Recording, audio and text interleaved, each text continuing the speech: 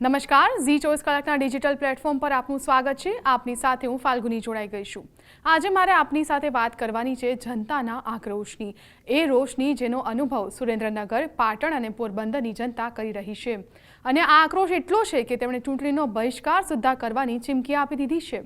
આખરે જનતા સાથે એવું તે શું થયું કે તેઓ આટલા આક્રોશમાં છે અને કોની પાસે જનતા જવાબ માંગી રહી છે એની વાત આપણે કરીશું। ગુજરાતમાં ચૂંટણીનો રંગ જામી ગયો છે અને સાથે જ વાયદાઓનું બજાર પણ ગરમ થઈ ગયું છે। ચૂંટણી માટે ઢંઢેરો જાહેર કરીને અનેક વાયદાઓ પણ કરવામાં આવી રહ્યા છે, પરંતુ જનતા હવે જાગૃત થઈ ગઈ છે અને પહેલા જે વચનો આપવામાં આવ્યા હતા એનો હિસાબ માંગી રહી છે।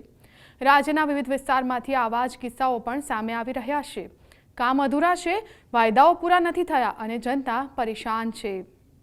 એ પણ એટલી હદે કે હવે લોકોએ ચૂંટણીનો જ બહિષ્કાર કરવાની ચીમકી આપી દીધી છે।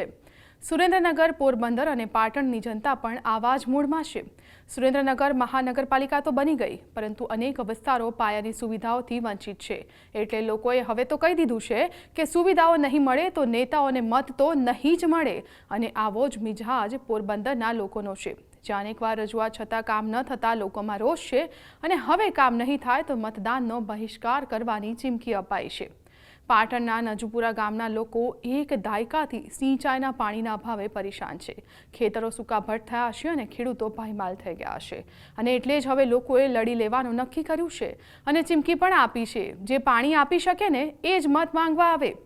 તો આ તમામ ઘટનાઓ બતાવે છે કે જનતાનો મિજાજ આ વખતે કંઈક અલગ જ છે। નામ કે પક્ષના ચિહ્ન પરથી નહીં, પરંતુ કામ પરથી જનતા પોતાનો પ્રતિનિધિ પસંદ કરવાની છે, અને એટલે જ આક્રોશ સામે આવતા સ્થાનિક નેતાઓની ચિંતા થોડી તો વધી ગઈ છે। પ્રજાનો આ મૂડ હવે નેતાજીને નડશે કે ફળશે એ તો સમય જ બતાવશે।